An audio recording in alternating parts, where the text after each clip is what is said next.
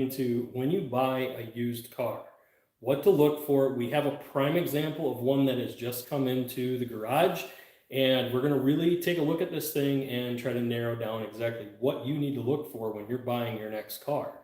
Kind of warning signs. Now, this one's going to be a worst case scenario because this came to my customer via a repossession type deal. So because of that, we're starting to see some very negative side of things when we're looking at used car purchases. So as always, I start off every video with announcements. Guys, thank you so much for all the support. Our lives have been great. We've been doing really good.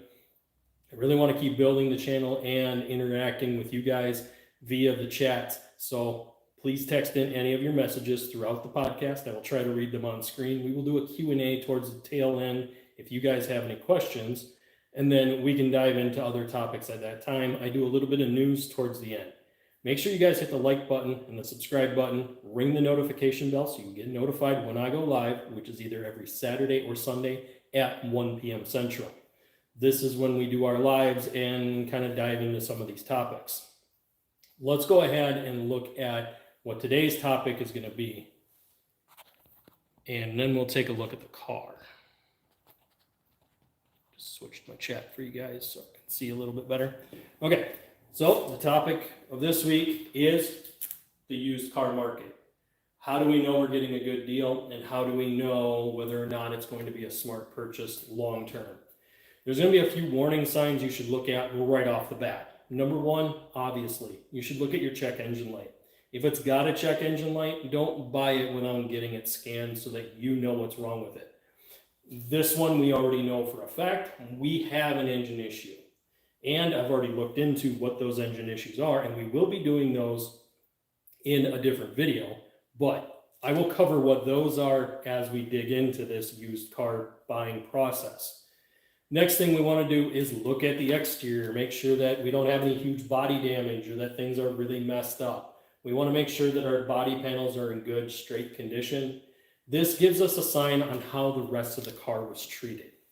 If the car is all dinged up on the outside, chances are they probably didn't take care of the car and they just drove it.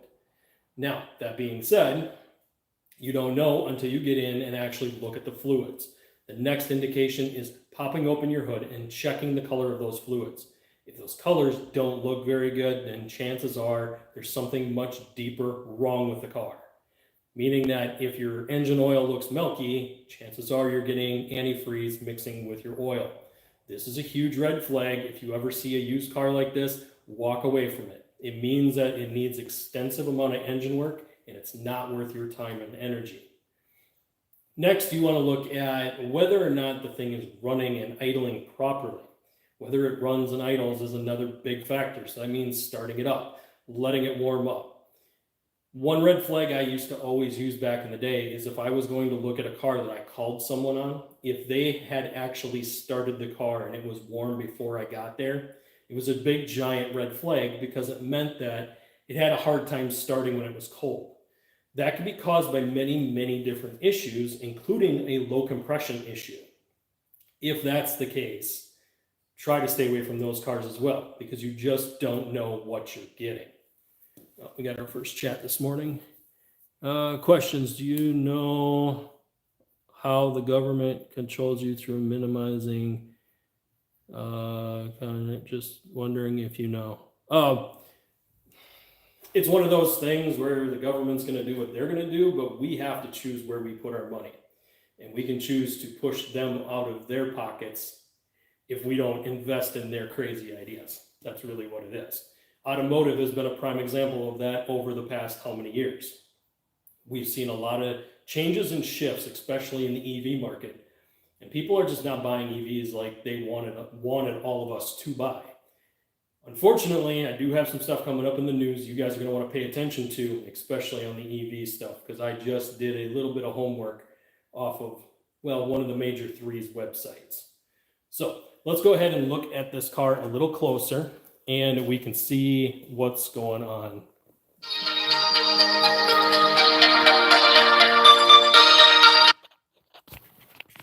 Sorry about this. I got to change up a few things. Brad Field, like your necklace. yeah, I've had this one for quite a few years. It's special to me. Someone who I really love gave it to me, so I like wearing it. All right, so here's the car. This is a 2017 Buick Encore. Now, let me flip you guys around because we're going to get a closer look at this thing. So here is the car. For the most part, on the exterior, it looks fairly straight and clean. There was a little bit of brakes, rust on the brakes, so those will have to wear off over time, which will not be horribly bad. The interior is nasty dirty on this car. Like I said, this one was a repossession vehicle, meaning that it came to the owner via a family member, and now she's kind of left dealing with it. And I'm going to do the best I can to get this thing straightened out for her. I'll probably just run a quick vacuum through it and do a window wipe before I give it back. And I'm going to try to get a new cabin air filter put in this one. But there is horrible staining that will need some severe vacuuming. This thing is rather disgusting. The smell on this is just absolutely nasty. So this is one that will definitely need to be looked at top to bottom. And we've already found a few things going on with it. Do you think any Buick Centuries are good? I'm asking about old models. Buick Centuries are a lot like the Pontiac Bonnevilles or even the Pontiac Grand Prix. They were okay. They had their rust issues as they started to age. They also had a few coolant leak issues associated with intakes and the two little breathers that they had that came. There was basically two pipes that came off of the engine, went from the intake to the block, and those were notorious for leaking coolant. Those are kind of the more major issues that you find in those Buick Centuries, especially in the 3.8. But for the most part, if you get one that's in decent shape, it is a fairly good running car.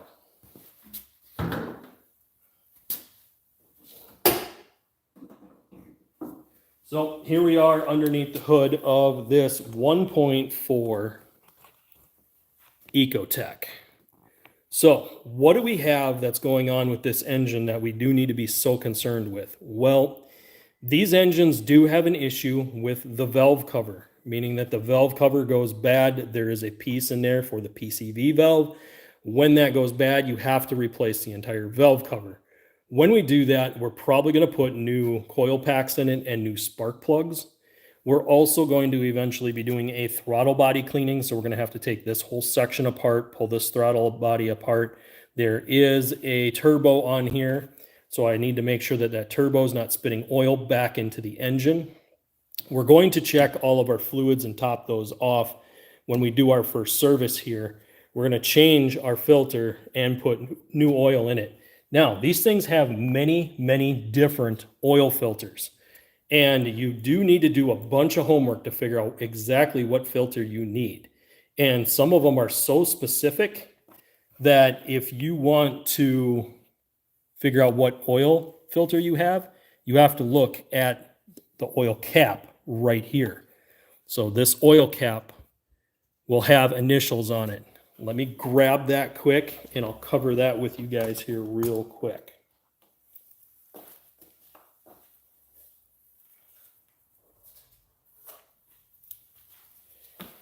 Okay, so these are going to be obviously Napa part numbers, okay? So the top one, the housing has to have a UFI, and the bottom one has to say Higginston. So depending on which cap housing has these writings on it, so it's either going to say this on the cap or it's going to say this on the cap. And that's the piece that holds the filter in. You're going to need to know which one this is to know which number you need. And this is all for this particular engine. Now, there's a whole nother setup that comes with a hard cartridge filter. That hard cartridge filter, you don't need to know any of these codes. But for Apparently this one with the plastic cap that has the open style, what I call just a simple filter. You know, these things are great because you don't get a bunch of oil all over everything, but they're not very good for engine life.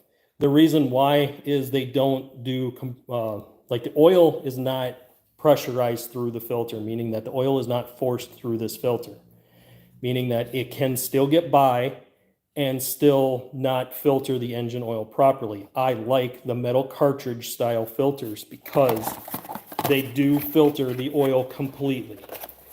Newer engines are going with these, and I am not a fan of these style filters, but we can't really switch it now. We can add a secondary filter system, but that gets a lot more expensive.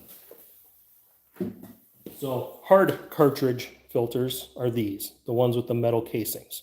These do the best of filtering, and you make sure you pretty much grab all the contaminants when you run a filter like this. When you're running the other style, a lot of stuff can slip by the filter and not get caught and trapped within that filter.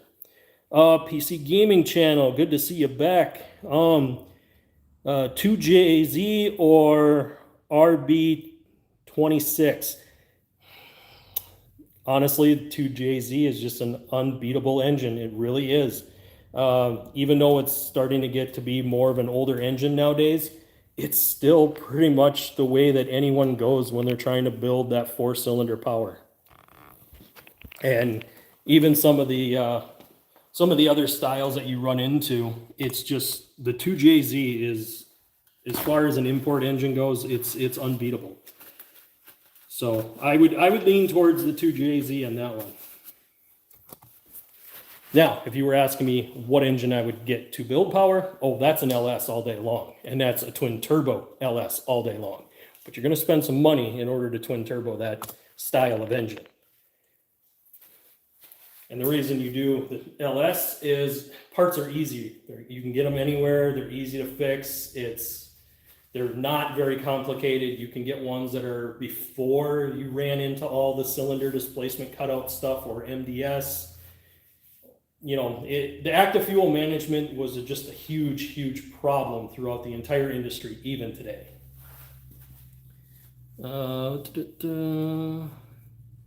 I have a 2011 Buick LaCrosse V6. I love my, yeah, that's a nice setup. The engine in there is going to be fairly strong. You don't have to really worry about a whole lot with that engine. So pretty good engine there set up on the, let's see, PC Gaming Channel. Again, I got the 2JZ engine. Yeah, that would be the best way to go, and you're going to build the best power with it. There's a lot more bolt-ons for it. It's a lot easier to do tuning. A lot more people can do tuning. So those are a lot more sought after. They really are. Are you familiar with the 90s model Acura RL? I'm not caught up a lot on the foreign stuff, so I'm going to probably say I can help you a little bit depending on what you're running into. I know that a lot of the Lexus stuff does have like valve cover issues, but as far as an Acura goes, I did not get in a lot into the Acura stuff, really. Let's see here, PC Gaming GS 300. Oh, okay, yeah, that's a good setup. Room videos. Are the 90s to 2015 Cadillacs reliable? Here's my problem with Cadillacs. You guys have already heard me say it. I'll say it here quick again. Cadillacs are one of those things that it's a test bed. So GM throws all their crazy ideas into the Cadillacs, and it's a matter of, does that Cadillac actually do well based on the new technology put in it? Meaning if they put a bunch of crazy stuff into it and they haven't worked out the bugs, you're going to be eating the bill to get that stuff fixed. 1 year of Cadillac, you cannot even insure because they're a fire hazard. Meaning that they had a wiring issue that they never fixed, never put out a recall for, and insurance companies just won't touch them. So I know that was in the 80s that happened, but Cadillacs notoriously have always had a little bit of kinks or issues in them, just because they're the test bed. They're where the new technology is getting tested. So take that for what it's worth. Got some chats flowing in. Having a hard time keeping up with you guys here for a little bit. Let's see here.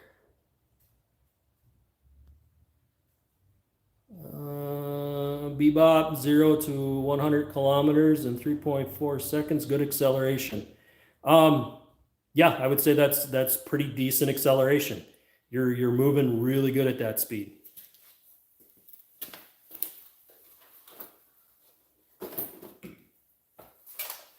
All right, I'm gonna change this up a little bit here, guys. Chats are flowing in, and I need to get caught up with you guys here before we dig into doing some of the repairs quick. Shannon, who are you? I just woke up. Hi, this is Bad Wrench Automotive. If you guys don't know my history, I've been in automotive a long time. I've turned wrenches since I was 13 years old. I've done a lot of repair work. I started my channel to help give back to people, give them knowledge to work on their own stuff in their own garage, and help lessen the repair costs when they go into shops. Knowledge is the most important part when it comes to automotive. The more you know, the better it'll be. Even if you can't do the repair yourself, if you know what it is going into it and you've taken the time to look up what it is and what you need to have done, you can see where certain shops are overcharging. If you find a shop that is overcharging, try to avoid them, because obviously they're just price gouging and they just want to make big dollars real quick. A lot of those shops disappear pretty quickly. They don't last, because once their reputation gets out, they're done. So, but that's a little bit of who I am. If you guys want more of a background on me, I can go into that.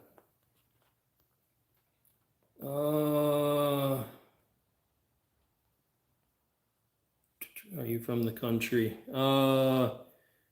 Kinda. If you're talking US, absolutely. If you're talking out not in a major city, well, you'll figure that out.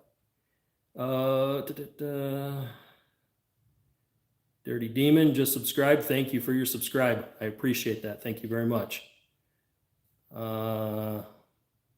North Star. Yeah. Just to get back to the Cadillac, those North Star engines, if that's kind of the direction you're talking here, those North Star engines do have quite a bit of issues.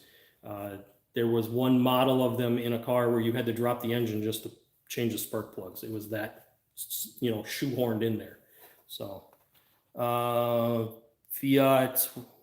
126P, you know what this is. Not familiar with the Fiat. I tried to stay out of Fiat. I even kind of leaned away from the Dodge Chrysler after they got bought out by Stellantis, and I've talked quite a bit about Stellantis and that issue.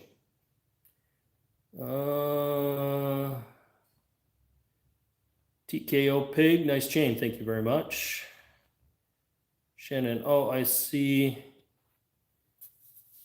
What you think of the 2011 BMW 228i X-Drive?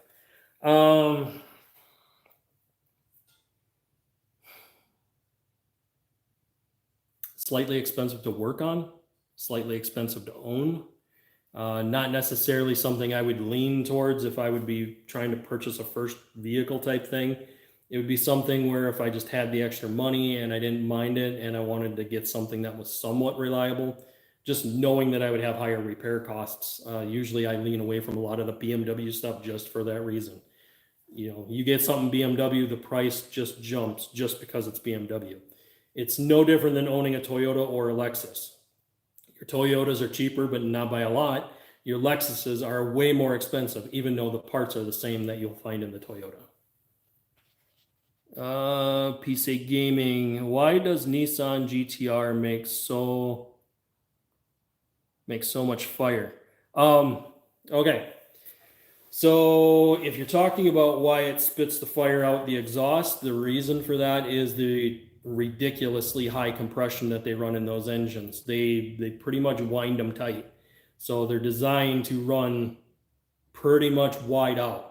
There's no real, you can drive them as a daily driver and it's okay, but they do carbon up quickly.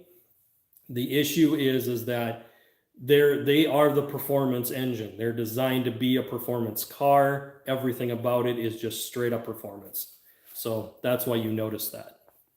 Cadillac is just a gym car with air ride. Yeah. Or a GM car with air ride. Yeah. Again, Cadillacs have so many issues. I don't really want to own a Cadillac just because of the huge problems with them. We have somebody from out of the US. Good to see you. Good to have you here, Saint. How do you feel about the Hyundai N department? If they could do it and get it right, sure. If they're going to mess it all up, then no. That's the problem, is a lot of those newer alternative fuel stuff is just, they're not trying. They're really coming up short. There's a lot more they could do with it. There's a lot more time and energy they could put into it, but they're being lazy. It's what it is. And that's not just Hyundai doing it, it's all of them. How do you diagnose a CAN bus issue on a car? Okay, so you're probably talking about the lighting with the CAN bus. If you're running LEDs, you'll have to let me know down in the chat. If you're running LEDs, the reason that's happening is because the LEDs don't have the same as resistance as a incandescent light bulb. If you're talking about the CAN bus issue, communicating with the computer, that's a whole nother deal, and that you have to track the wiring through the car.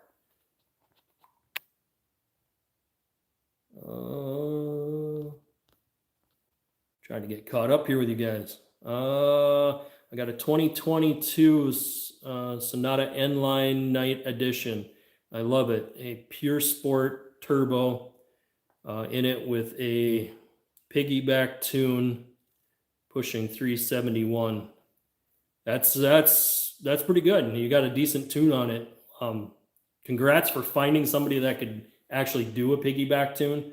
It's a lot harder nowadays. A lot of the companies are just leaning away from that stuff. They're scared due to EPA regulations. It's gotten horrible. A lot of shops have gotten just smashed for this through the EPA. And yeah, I don't have very good things to say about those people.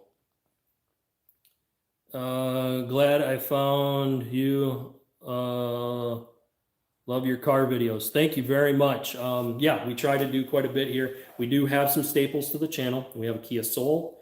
We have a Toyota Tacoma.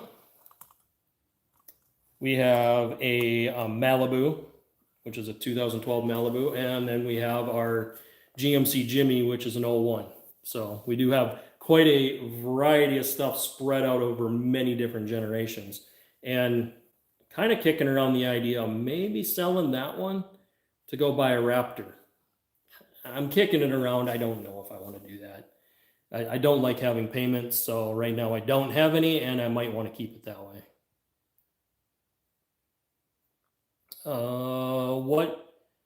What's the best car for a new mechanic to learn on? Right now, I would say you want to go with something that's abundant, something you can get anywhere, something that you can get lots of parts for. So you're going to want to stick to anything your GM, basic GMs, basic Fords. Don't go with anything Dodge or Chrysler with everything going on with their company right now. They're getting shell companied out for Stellantis. Stellantis wants to sell their EVs in the US, so they're just shell companying it. So don't stay away from them, but lean on anything, any basic model Ford or Chevy. You can easily get that stuff and it'll work good for you. Are new Miatas any good? The new Miatas are like the old Miatas. They didn't change a whole lot. I mean, they changed a little bit in appearance, but they didn't change a lot. That's kind of my input on the Miata. I am a city mechanic. So important. Are everywhere.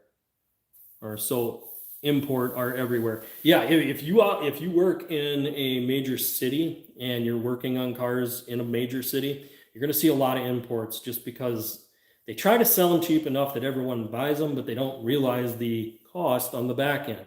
And that's how they snag you. I wouldn't own the Toyota unless it came to me through a family member, because the cost of repair on that Toyota is ridiculous. It is almost twice the price of any of my GM stuff. And the Kia Soul is not horrible, and it's somewhat easy to get parts for, but we're going to be doing a few things to that because, yeah, we got some issues coming up on our Kia that I'll be covering in next week's video, and you guys are definitely going to want to catch that one.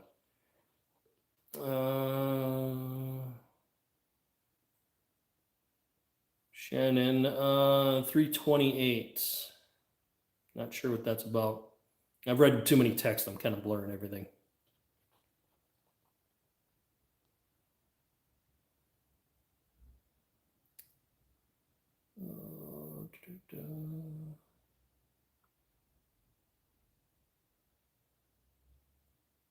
Thank you for the like and subscribe.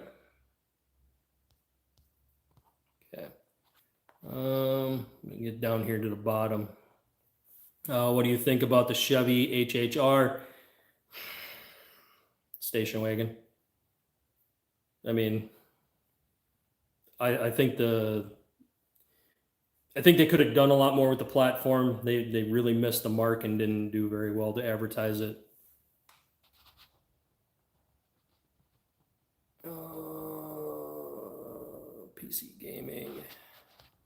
PC Gaming, you've been in here a lot. I'm going to go ahead and mod you up, man. You can help mod my channel and keep an eye on things for me. I appreciate everything you've done for me so far. It's awesome. Impact through my lens. I have a question about a 2014 F-150. If you don't mind asking. Yeah, go ahead, ask your question. Coolant leak on 2014 F-150. Have you narrowed down where it is? It could be as simple as a water pump. It could be even worse as a radiator, or it could be a simple hose. You really got to look to where you can't find any leaks, but losing coolant. Okay, so are you noticing any leaks around the engine whatsoever underneath the vehicle? You might want to put a piece of cardboard underneath there, see if there's any drops. If there's nothing dropping down, it's probably leaking somewhere internally in the engine. Pay attention to your exhaust. Make sure your exhaust doesn't start turning white and staying white even when the vehicle's hot. If that's the case, it's burning the coolant. So I would say at this point, make sure there's no external leaks whatsoever. No. So you mean no external leaks. Okay, so on that, how much are you losing? If you're only losing a little bit, some engines will eat a little bit of coolant. If you're losing a lot, like you're going through a gallon a month, that's extreme. You should never have to chew through that much antifreeze. So if you are, it's burning it internally, meaning that somehow it's getting past, and I would say probably head gasket or an intake gasket could be one of your more major issues that you could be looking at. Cracks in blocks are usually not very common, but it can happen. Radiator cap is my first thing I check. Yeah, you could check radiator caps. And I'm going to go ahead and mod you up, man, because you're on that with the chat. I appreciate that. Thank you. There you go. Yeah, check your radiator caps. Those, because what can happen is it'll come off of the cap and you'll notice a little bit of steaming. Oftentimes, if you don't have your hood open, you won't notice it, but you'll notice it on the underside of the hood. You'll notice where it is and where that cap was, and it's steamed up against the hood. So check that too. But yeah, if there's no visible marks at all of you leaking anything, it's burning it in the engine somewhere, meaning that it's getting by a head gasket, cracked head, intake gaskets, somewhere in there, coolant is moving and getting past where it should. Keep a close eye on your engine oil. If it starts looking milky, shut it down, get it cleaned out, because that will wash a bearing out and destroy the engine. Is it worth keeping the truck if it is a head gasket? Only if the truck still has enough value to warranty that or warrant that kind of repair. On something like this, I would go ahead and fix it because it's only got 40,000 miles on it. On something like this, which has 180 on it, I wouldn't waste my time. So mileage can be a good indicating factor. You can use the mileage and go on Kelley Blue Book, see what the value of the car is. Oftentimes, if the repair is the same price as what you could buy a replacement car for, it's not worth the repair. You just scrap it and move on. Now, if you still owe on it, that hurts, so you're going to have to try to clean it up and get it fixed. Do what you can.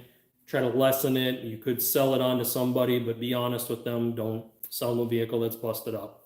So, my car didn't start when I put coolant in it.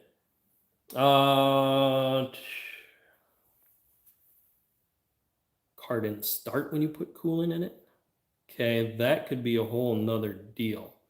You could be getting a whole lot of pressure back up. So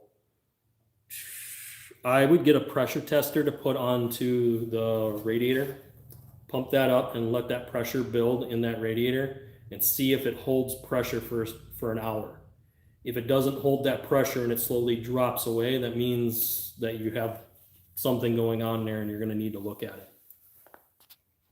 I have a 2007 Solstice, and it's not a brake booster CEL for circuit high. I replaced the sensor and it's still happening. What do you recommend?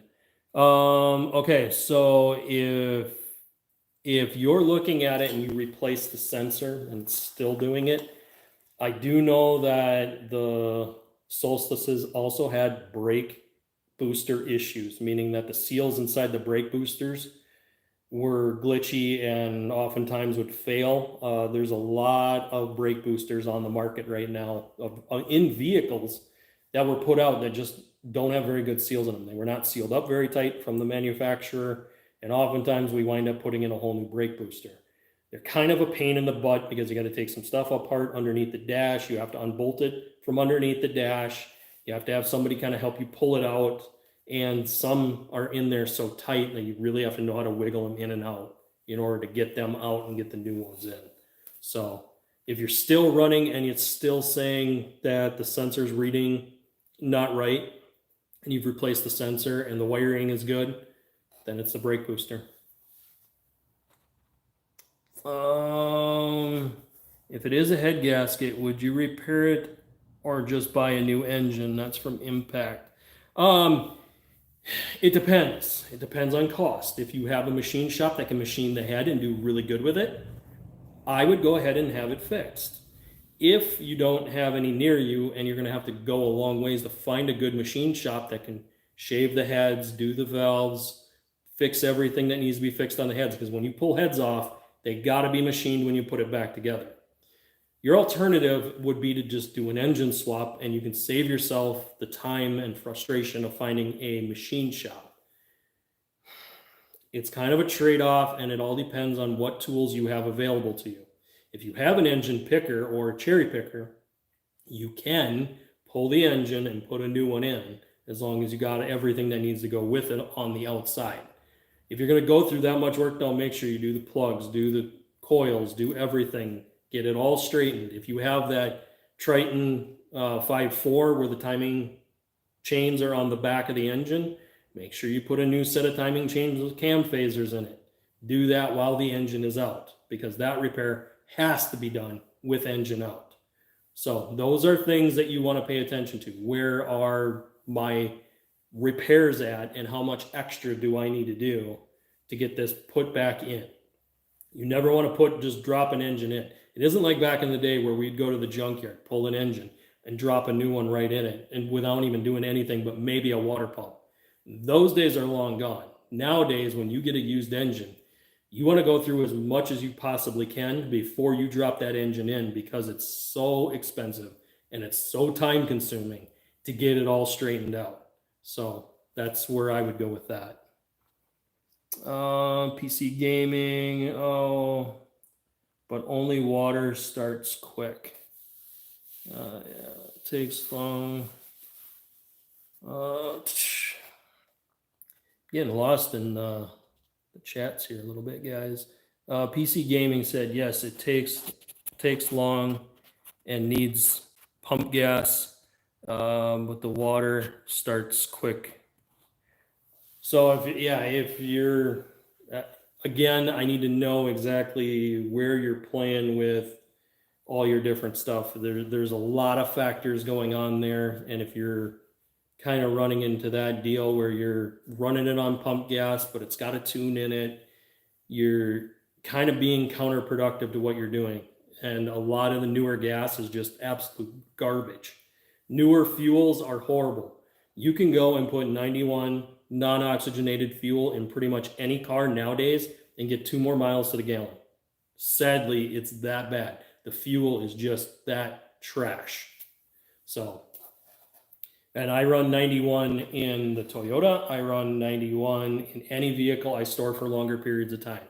So even the GMC Jimmy, I'll run it on the 87 until I get ready to put it away for the summer. I'll start running 91 in it about 2 or 3 weeks before I park it. Once I switch over to the 91, then I'll run a couple tanks through it. Once I got that, then it's ready to get stored. 3.5 EcoBoost from Impact. Yeah, those EcoBoosts have problems, especially in the F-150s. They're winding them tight. They're trying to squeeze as much power out of them as they can, and they're having issues.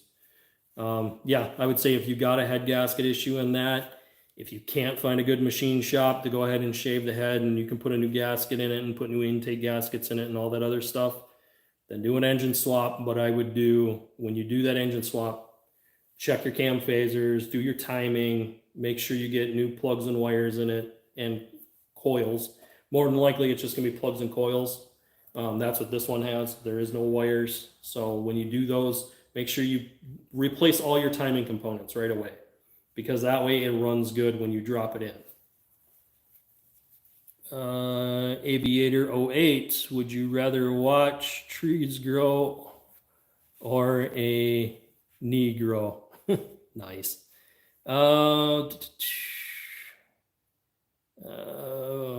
V6 or 4-cylinder Accord? I would say both, but the V6 should have had timing belt done recently. Yeah, I don't know. I'm more of a fan of the 6 cylinders than I am the 4 cylinders. 4 cylinders have their place, meaning that they work great in a fuel economy setting. They don't work great as far as trying to do anything performance with them. So GM's newest idea of putting 4 cylinders in everything is not going to end well. We're going to see a lot more engine replacements in the future. Colorados are going to have massive issues because they're a heavier truck running a 4-cylinder. They're going to have engine issues. It's coming. Something I would definitely pay attention to if you're a fan of the Colorados.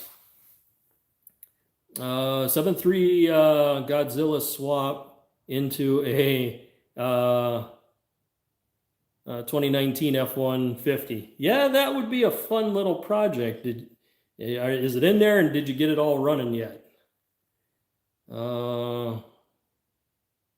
Someone said it's head gasket. Yeah, anytime you're losing coolant, you want to make sure it's not an external leak. Once you've verified the external, you got to start looking internal. It could be head gasket is the most common. I've seen cracked heads though. I've seen intake gaskets.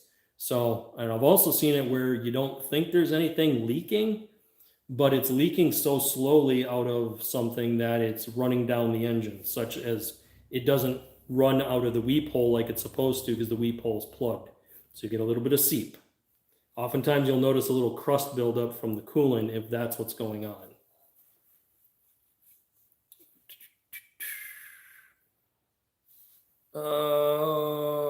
Bro, you skipped my question. Let's see, text. Let me scroll back up and find you. Sorry about that. I'm going to look back and find your question.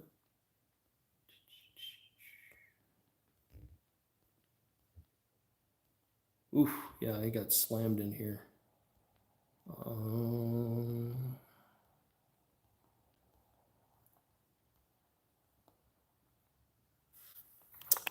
I'm looking for your text, and I can't find it.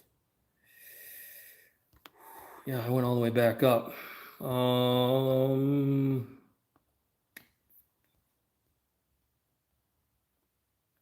Technics, I'm not seeing your question. Go ahead and repeat it down in the chat. I'll keep a close eye on it before I get up and start working on the car here. 3-cylinder is the new 4-cylinder. Yeah, that's disgusting thought right there.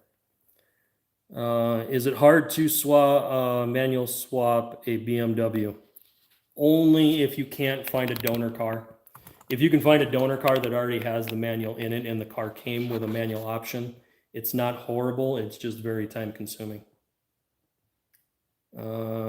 Cracked internal radiator mixing the coolant. Mixes with the coolant. I haven't seen that as much. I have seen it, but I haven't seen it as much. Into the trans cooler. That's another thing. Look at that transmission fluid. If the transmission fluid is milky again, then it's mixing when it shouldn't be. And you don't want that, because then you could have an expensive transmission repair along with a full coolant flush. So keep an eye on your fluids. Make sure they stay the right color.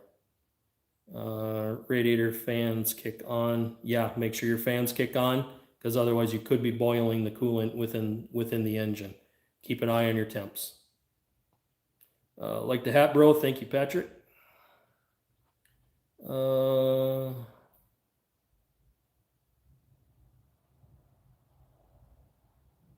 Taylor, I'm not going to read that one, and you know why, because we're on YouTube.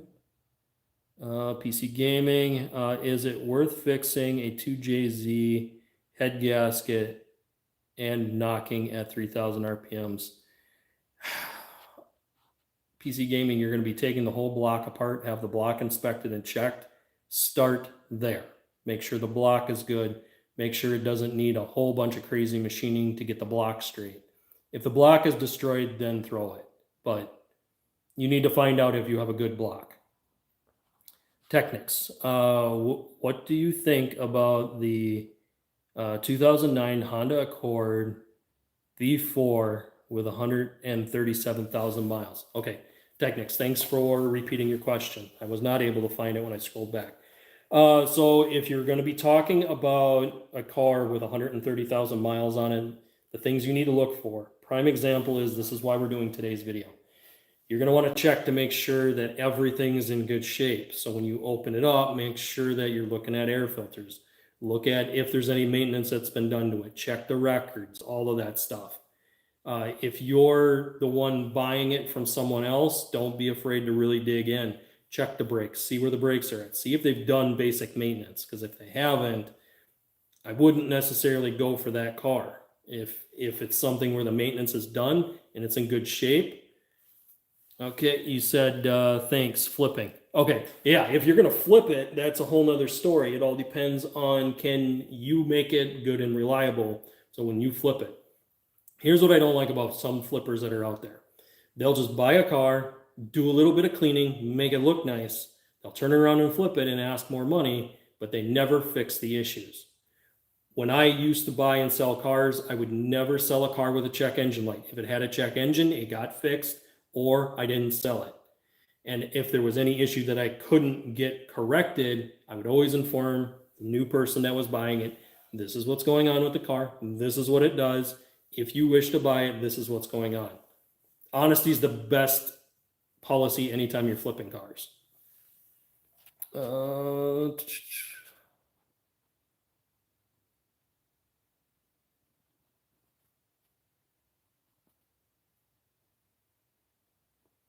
LOL, I'm responding to flipping random.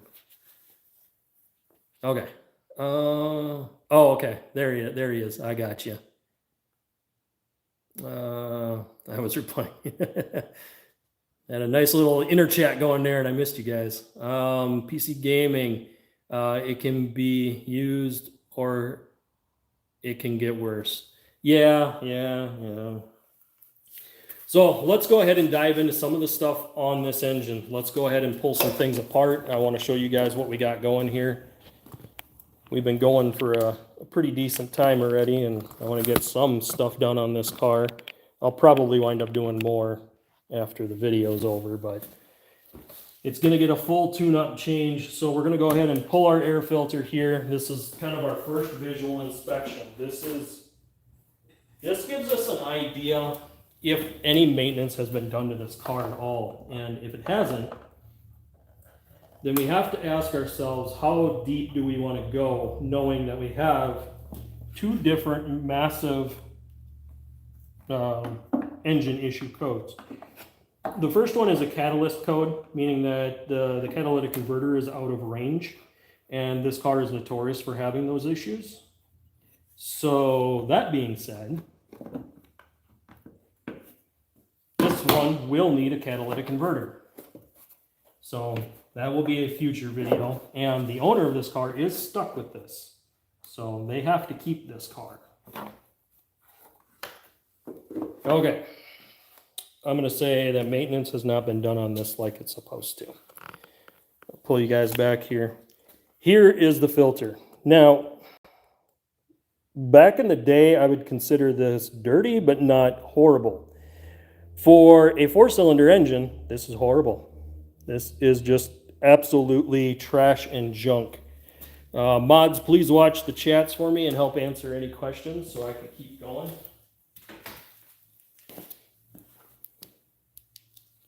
Here is a quick way to check your filters. We've done this before on the channel. You put a light behind it. Light disappears, no light's coming through. There's a little bit. There we go. And then it disappears towards this end here. So whenever the light disappears, that means the air is not able to get through either. So if you're not getting air through, then obviously this is not good. So this is a need to change item. I would not run this in a 4-cylinder engine. It's too restrictive. It'll cause fuel consumption issues, and it will cause the vehicle to have a lack of power. I would replace.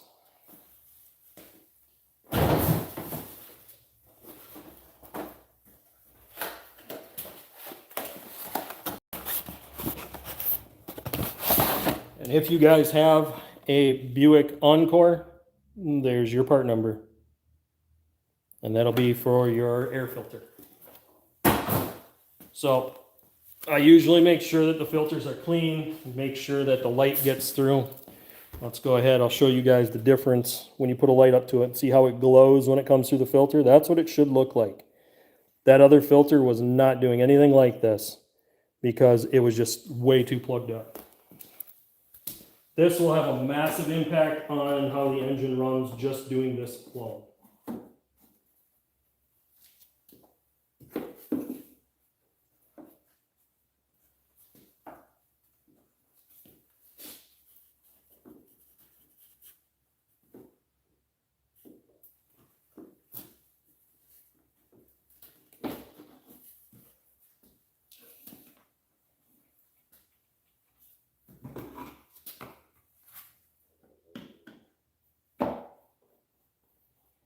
So when you have an air box that has screws on it, make sure you run the screws down tight so that it compresses the filter. You want to make sure that it's sealed and it doesn't suck dust around this filter, because this is the only filtration you have through the entire intake system. Once it gets past this filter into that tube, it's in the engine, and whatever goes in the engine will start doing damage internally. You can only handle, let me grab a little bottle.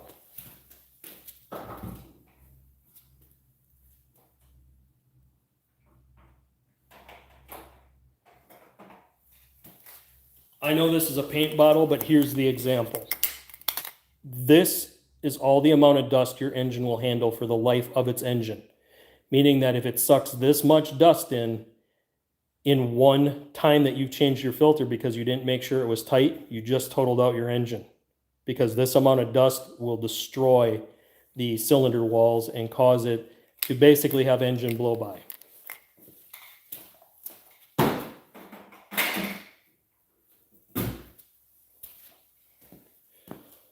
So we brought it in here because we're going to be doing a bunch of different things to this car. The first thing we're going to do is do a visual inspection on everything, make sure that nothing's leaking and that we don't have any massive problems. We're going to check the year on our battery. Batteries, honestly, are only about 5 years. Once you get to that 5-year point, those batteries start going bad.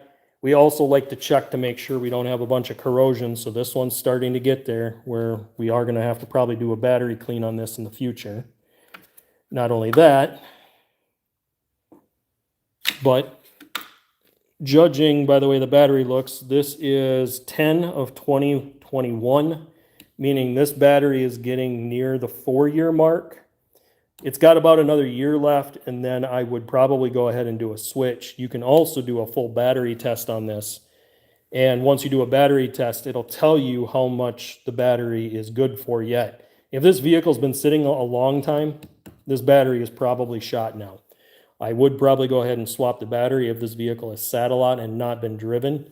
If it's been driven a tremendous amount, I would go ahead and check it, usually at about the 3-4 year mark where this battery's at. I would do the test on it, find out where it's at, and decide if it's something that's worth swapping out. I will probably do that for my customer once I get done doing the videos, but that's one check that we will do. Next, we're going to be also checking coolant and making sure that our brake fluid is topped off and it is in a good color. We don't want our brake fluid to be black in color. If it's black, that means it needs to be flushed and it's contaminated. This one's getting darker to where I would probably recommend a brake fluid flush for the customer. Also, we're a little low, so I'm going to check the brakes. I'm also going to probably suggest that we do a pad slap on this car. So based on what I just witnessed inside there on the caliper, it's really pushed in far, meaning that we could probably get a little bit of life out of these brakes. But I would say if they're driving it a lot over the next year, we'd probably go ahead and recommend doing a brake pad replacement. Most shops will not do a pad slap. I'm going to be perfectly honest with you guys. You take something in, they're going to tell you they want to replace the calipers, the rotors, the pads, and possibly brake lines. And it's due to liability reasons. That's why they're doing it.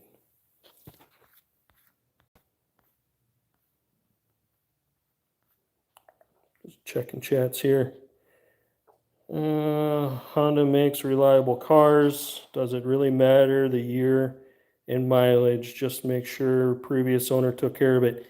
Yeah. Hondas are known for reliability as long as the maintenance has been done, but a lot of times maintenance isn't done, and that goes a long ways. Yes, he does have the maintenance records. Yes, good. Look through those maintenance records. Decide, Technics, make sure that you really kind of dig through those maintenance records and make sure that everything's good. Don't put yourself in a bad spot where where you didn't look at the maintenance records and maybe something got missed. What I would also do is compare those maintenance records against the service intervals. So make sure that he has maintenance records. Prime example, let's say the timing chain was supposed to be replaced at 130. He don't have a maintenance record for that timing chain. That means you're going to eat that cost for that timing chain. Also, again, yours is going to be just like this, where you're going in looking at a car. Make sure your coolant's not mixing with your oil. Make sure all your fluids look like they're supposed to look. Make sure that you check that air filter, see if that's been done. You know, these are all the visual inspections. You're also going to want to check the lights. Make sure all the lights work. Make sure there's no body damage on the car. If it has a ton of body damage, chances are the maintenance wasn't done on the engine. Those are little indicators that we use to say whether it's a good car or not. And if it comes down to those things were not done, then sometimes it's safer to walk away than it is to try to take the chance on a used car. Flipping random, I Paid $4K for an Accord with 170 miles on it. Can't bring myself to buy a new car when I live in the Salt Belt. I hear you, man. I really do. I live in the Salt Belt, and that one gets stored every winter. So this one's coming up on storage time. It's going to be time to tuck away the silver swine for the summer. I did have a little bit of fun with it. I did get a chance to drive it around a little bit. We've done a ton to this truck on this channel. Just a crazy amount of work has been done to this truck. But yeah, this one's getting tucked away, and the Malibu is getting brought in, and a bunch of work is getting done to Malibu steel, and Crimson Vortec is making its appearance finally. And yeah, Crimson Vortec has to get me through the winter. It's four-wheel drive. I need it to run, and I need it to do its job. I can't afford to have that truck go down. So, all right. So now that we've done air filter, let's go ahead and dive into some of the more nasty stuff. Again, when you guys are looking at vehicles and you come up to a vehicle that looks like this, don't buy it, especially if they're a car dealership. If they had to throw those down to get rid of smell, then yeah, if they can't take time to run a vacuum and clean this up, not a car I would buy. Stuff left in cubby holes from previous owners. Yeah. So because this vehicle smells so nasty, what I want to do is see if I can get in here and if I can change out the cabin air filter. Now this might be something that I'm going to mess with later on. We'll see if I can.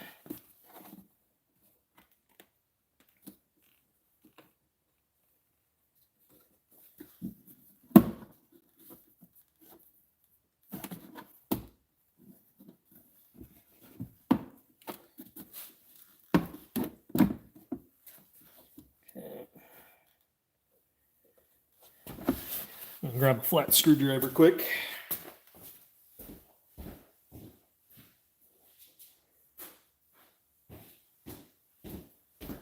GM glove boxes have usually a glove box restraint located right here in the corner.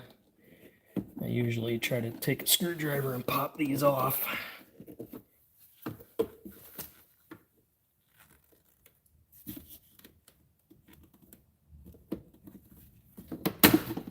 Okay. So before I dump everything on the ground, I'm going to peel everything out of here. Okay. All right, so now this is down. Now we can take a look in here. And this is usually where our cabin air filter lives.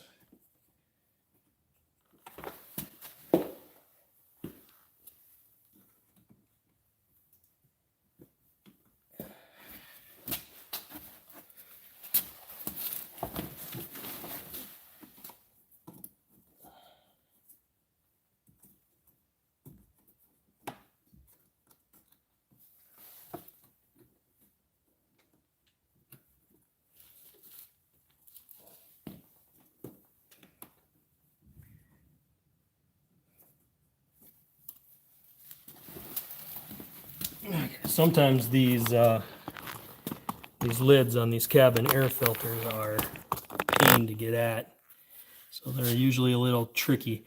What type of vehicle is this? This is a Buick Encore. This is, like I said, this came to us here via a customer of mine. Repoed it from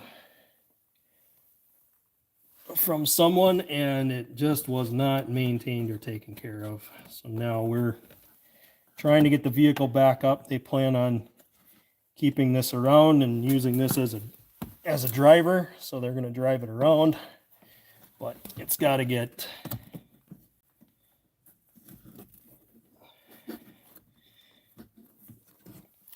fixed for that to happen. Okay, so this one, the door slightly lifts up.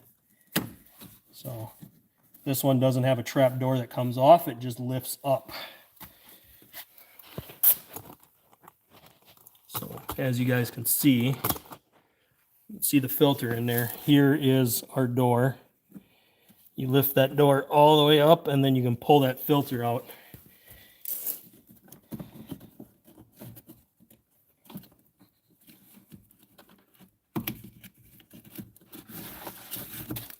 Ooh. Nasty. Guys, if you have cabin air filters, this is why we replace them. This is horrible. We're going to go ahead and do the light test on this, but this is disgusting.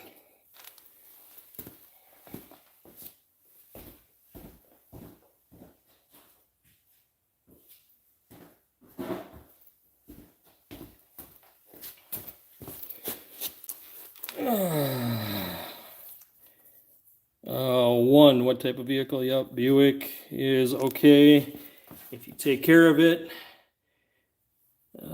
Just like all cars. Yep. I hope you got a nice price for it. Yeah. This one, like I said, it came to my customer via a repossession. They tried to help out a family member. The family member stopped making the payments, and they had to repossess. And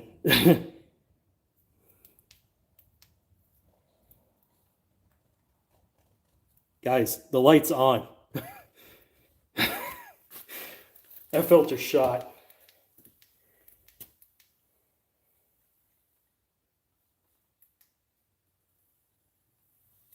Yeah, that filter's toast.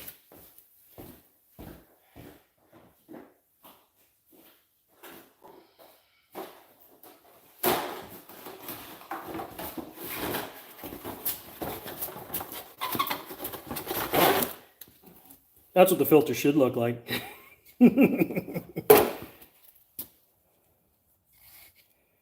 Okay. So the trick is getting them installed the way that they're supposed to go. Usually there's instructions on the side of your filters. So it'll say airflow this way. Usually I look at how I took it out and I try to reinstall it the same way.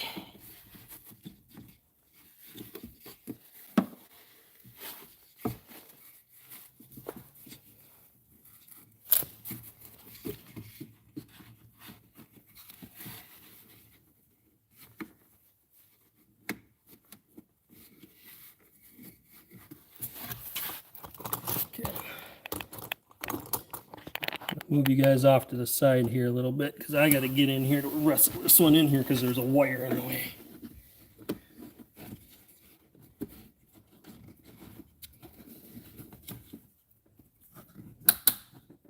Okay, and that one it clicks down into place. You heard it go click, click. That's all it is. It's done. So I cleaned everything out from behind there. I'm going to reattach my little cord here after I clip this in.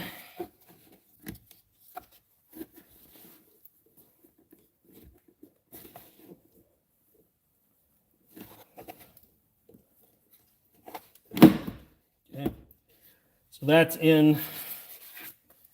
Kick some of this garbage out of here. I'll probably take the time to run the vacuum for them and clean this interior up a little bit. And I'm going to get that little tab on there a little bit farther.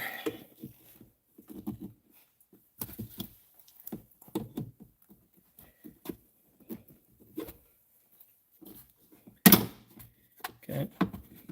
It's one way to check to see if it's all the way on there. If it's not, there it is. Now it went. Okay. So cabin air filter is replaced. So these are some of the first things you'll do anytime you get yourself a new car. Go through these things top to bottom. Always check these things because it gives you an indication of what you bought. If you can look at it before you buy it, look at it before you buy it. But if you can't necessarily take it apart right at the dealership, then obviously you're going to have to try to do your best. But something like this, if I noticed this, I would also say to myself that maintenance hasn't been done on this car. And knowing where it came from and the situation, it wasn't taken care of. I know it wasn't. I know this car was not maintained. like it was supposed to be. The new owner is trying to do that because they still owe money on the car because, again, they had to repossess it, meaning that they're stuck with the payment. Well, they want to get this car running good. So what we're going to do that is we're going to do the scan, pull the codes, and we're going to fix it. What are the codes? Well, I mentioned that we had a catalytic converter or catalyst issue where it was reading too high. It was allowing catalyst to get by. That means that the catalytic converter is not doing its job. It doesn't mean that the O2 sensors are bad. It means that the catalytic converter is going bad. These 1.4s are notorious for catalytic converter issues. They're also notorious for the valve cover issues and throwing a bunch of codes based on valve covers just because of the PCV valve system built into the valve cover. When we do this valve cover, I'm also going to do the bypass that you guys get to see next week. So next week, we are finally doing the bypass on the valve cover for the Kia Soul. I'm tired of it drinking oil through the breather systems, and I'm going to go ahead and fix that. In order to fix that, what we're going to do is there's 2 breathers located on that car. This one might have 2 as well, so if it does, we're going to bypass both of them. When we do the intake setup and we go ahead and change that valve cover, we're going to do the bypass on that one, on that valve cover, not this one. It doesn't pay to do it on this. There's already damage there. It doesn't pay to fix that. We'll deal with that when we go to fix this one.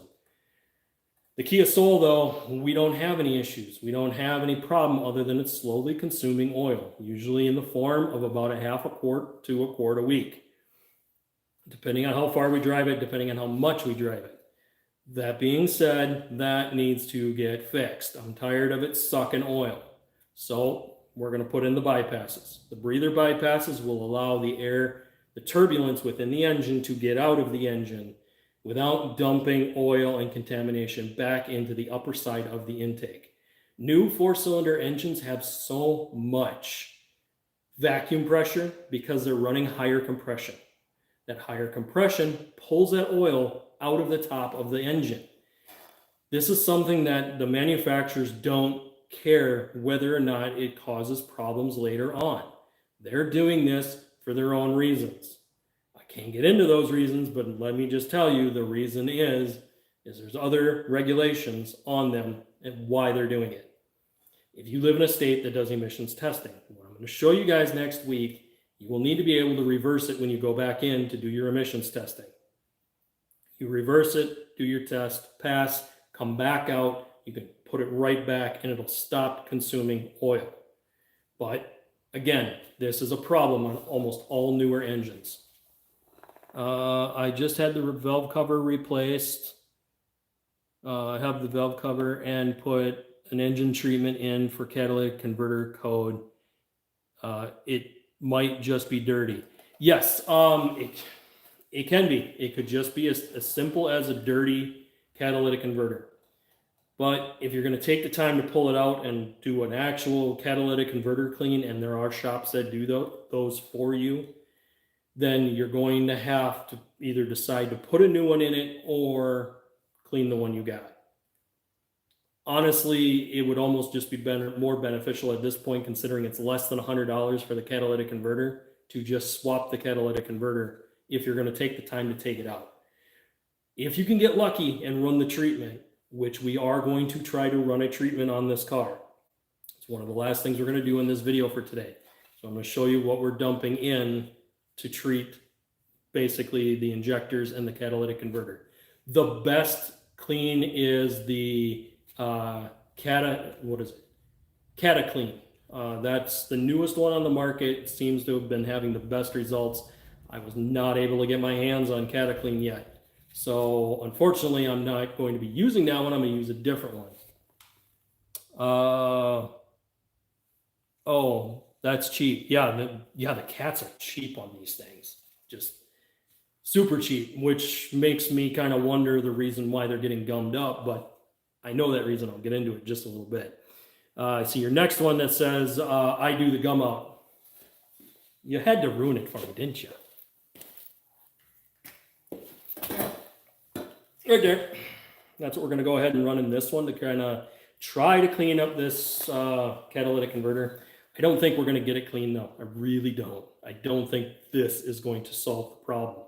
Also, I'm recommending that this customer go ahead and start running 91 octane non-oxygenated in it. Stop running ethanol in them.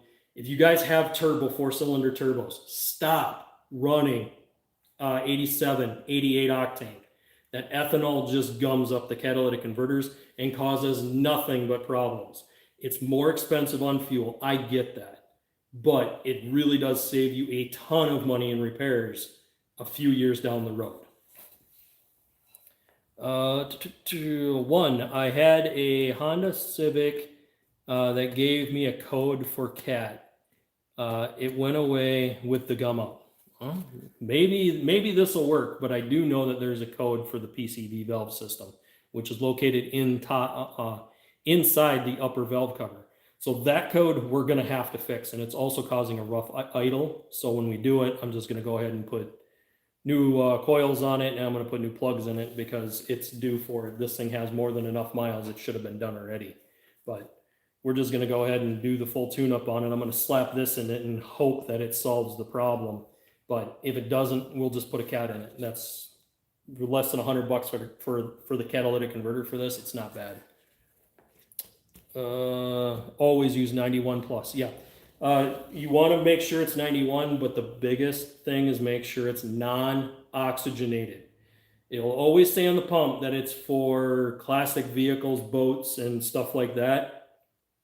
Don't buy that. Don't go off of what that pump is telling you.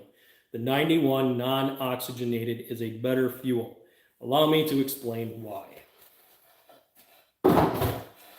It's a better fuel because it doesn't have the oxygenation in it and it doesn't have the ethanol in it.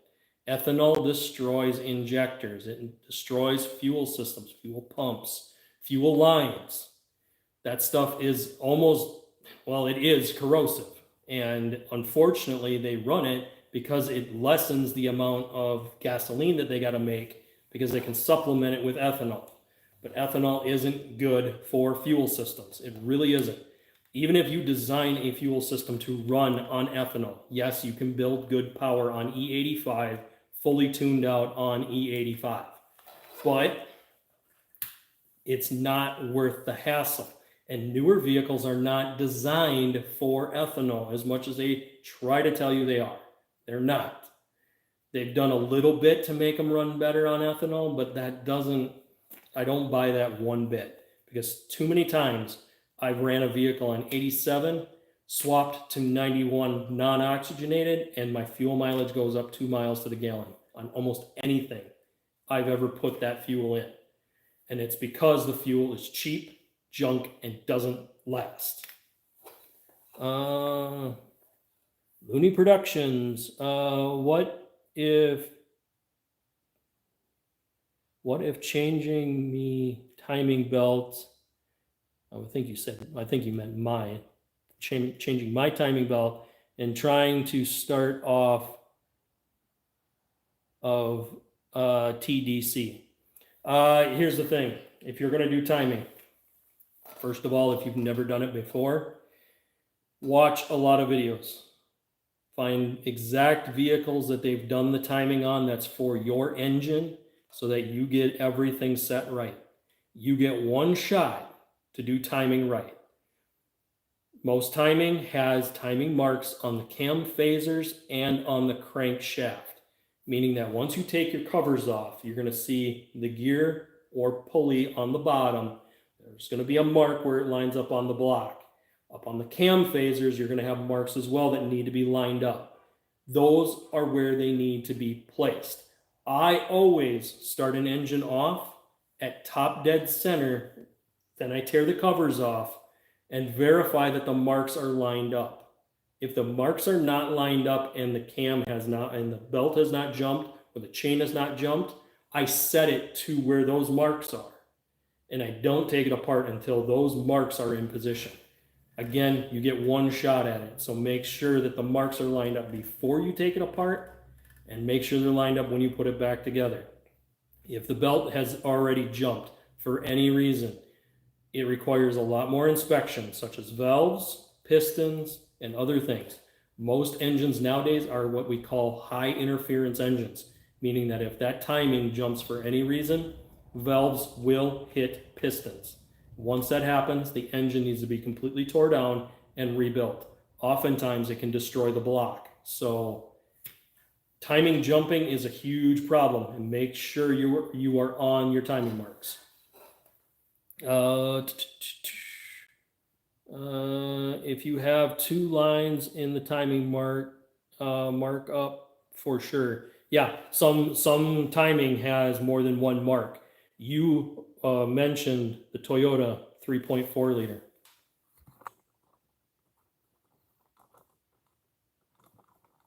That's what engine's in it. And I'll tell you right now, when you go to do those, make sure your marks are in place. Make sure they're lined up. Check the crankshaft, check the cams. Yours is going to have more than 1 cam. I believe it's a twin cam on that. If you have the twin cam or the quad cam, make sure you know which one you got. Make sure they're lined up, all of them. If the marks don't line up, do not attempt to turn it over. And here's the other thing. Once you've done all your timing, you put it all back together, everything's good, you don't have any issues. I'll tell you right now, I believe that one runs a timing belt, not a chain. So the belt, you need to make sure is tensioned properly. Replace the tensioner. Don't ever reuse a tensioner. Ever, ever, ever, ever, ever. If the tensioner looks good, you still don't use it. You replace it with the one that you buy in the full kit. Always do that. Because one shot of it not keeping tension and that belt slipping, the timing goes out and you're done. So on those, the marks do line up, but just as one talked about here, some have more than 1 marking, meaning that's why you try to set it to top dead. Usually you can go off of the marks off of the harmonic balancer and the timing chain cover. There'll be a mark to say where top dead center is. Set it there, start taking the engine apart. Take your covers off and verify that all your marks line up before you take that apart and take that belt off or that chain off. Once you do that, you're good. But again, make sure you do that right. The last tip I wanted to give you before we jumped into this tangent, once you've done this and it's all put back together, turn that engine over twice, slowly by hand with a big wrench. Turn it over, or ratchet, turn it over, get that engine to make 2 full revolutions. When it's gone 2 full revolutions, set it back to the top dead center and make sure that your marks are lined up. Now, some belts have marks on them. Don't go off of those marks on the belt once you've turned the engine over, because sometimes the belt does shift to where those marks don't always line back up. But make sure the cams line up, make sure the crank lines up after you've turned it over twice. If they do that, then you're good to go. You can put it back together and fire up the engine. But again, make sure you go by hand, and if you feel any resistance, don't try to force it through. Because if you force it through, you're bending valves and you're smashing them against the piston. It should rotate over without having anything stop it completely. You're going to have compression, but you can alleviate that compression by pulling your spark plugs out. So don't turn the engine over with the spark plugs in it, because you're going to think you might be hitting valves and you'll stop. Pull out all of your spark plugs and let it turn over freely. And if at any point it starts getting tight, stop. Don't try to wrench down on it. Pew Pew 77, what do you do if you have a pop? Okay, so usually pops are caused by timing. Those are usually an indication that either a coil pack is not firing when it's supposed to, a wire went bad, something in the ignition timing is not working properly, and it's kicking the spark at the wrong time, meaning it's either delayed or it's not where it needs to be. If you have an old-fashioned distributor on your car, you're going to have to set your timing. Usually there'll be timing marks like we were talking about down on the crankshaft. Make sure those timing marks are lined up. Make sure all of that is good. If you do all this and it's still popping and you've put plugs and wires and rotors and caps and coils in it, if you've done all that, then you might have a timing chain that's jumped one tooth. If it's jumped a tooth, you'll need to take that front cover off and verify that everything's lined up. If it's not, you're going to have to take it apart, redo it, line it up like it's supposed to. Usually old-fashioned engines such as the V8s, when they jumped, you could jump one tooth and not destroy an engine. If it jumps more than one tooth, obviously the valves would hit the piston. So again, you could have a slight off on that. Usually I look at my timing whenever I have a pop, because it tells me that something's not firing when it's supposed to fire. There's definitely something wrong there. Okay, so the last thing we're going to do, guys, and this is part of the tune-up, is we're going to go ahead and dump this stuff in it. This is the Gum Out brand. This is made for engine cleaning. It does injectors, restores horsepower, and it removes carbon buildup within the engine. I don't know if this is going to do the trick on this car, but my goal is to try to help eliminate any more additional money that needs to be spent in this car, because they already need to spend quite a bit. Not only to clean this interior up, that back seat is just horrible. I mean, it's bad. If you guys were here and you've seen it in the video, I wouldn't be surprised if some of you got pretty sick. Even looking at the cabin air filter, you could tell that this thing has not been maintained. So my goal is to try to save the customer some money so that they can use it on other projects on this car. And hopefully we'll clean up the catalytic converter and it'll be working better, but it's going to be something that they'll have to test over time. The goal is to get the engine oil changed out, get everything kind of looked at, know which direction we're going to go, and we're doing this kind of in 3 phases. So the first phase is just oil change, inspection, replace filters. Next, we're going to dig into the upper part of the engine. We're going to replace that valve cover that we know we have a bad PCV valve. We're also going to put new plugs and coils in it at that time. That will restore any misfire within the engine. The only thing that would be left causing any issue after that is going to be that catalytic converter. If this doesn't work, we're going to try CataClean. I will spend the frustration of trying to buy it online. I will get it in here and show you guys that one. It's so far I've been told it's the only one on the market that actually does a really good job of cleaning out catalytic converters. If that works, then we'll leave it be for now. If we try CataClean and it still doesn't work, then we're going to go to the next level. Then we're going to opt to pull out the cat, swap it out, and go that route. So I'll give you guys a chance to chat in any of your last minute chats here. We're going to probably move into a few of the news items that I want to talk to you guys about.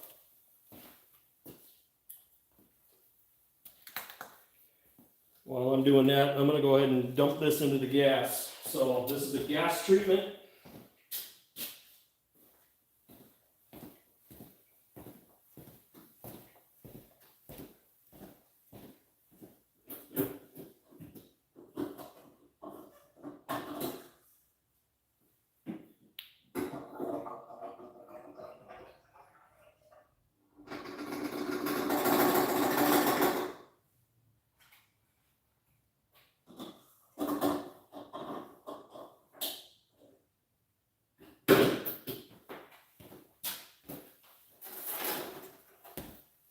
All right, so I dumped this entire bottle in. I'll explain here in just a little bit why I did it that way.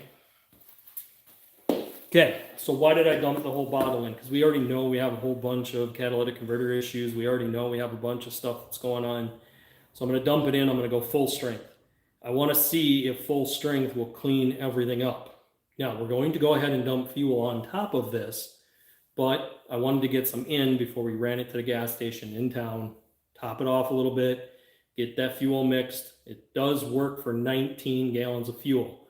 This thing probably only holds about 13, meaning that it's going to push a little bit more of the gunk out, and it's going to run in there and clean out the injectors really well, so we won't have to worry about plugged injectors. Hopefully, it will clean the carbon out of that catalytic converter. All right, let's get into the news here before we kind of wrap things up. As far as news goes, guys, I've already went on the Ford website, and I was half tempted, just kind of kicking it around, footballing it. Do I really want to go with a Ford Raptor, or do I want to keep my Toyota Tacoma? more than likely I'm going to keep my Toyota Tacoma, because after I went on their website, the first truck they decide to showcase is that EV Lightning. They're still proud of their EV projects and trying to cater to that market.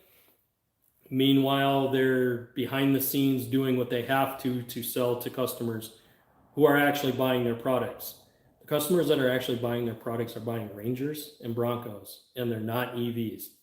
So those are the people actually supporting that company, but yet they don't showcase those on their main website.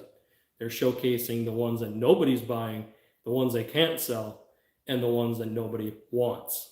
So there's some little Ford news for you. You guys can go ahead and go right on the Ford website and take a look at it for yourself. But the first truck that pops up is that Ford Lightning, and it's not the Ranger.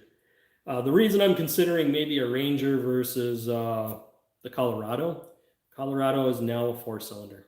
It doesn't matter if you go with the ZR2 Bison or not, it's only a 4-cylinder.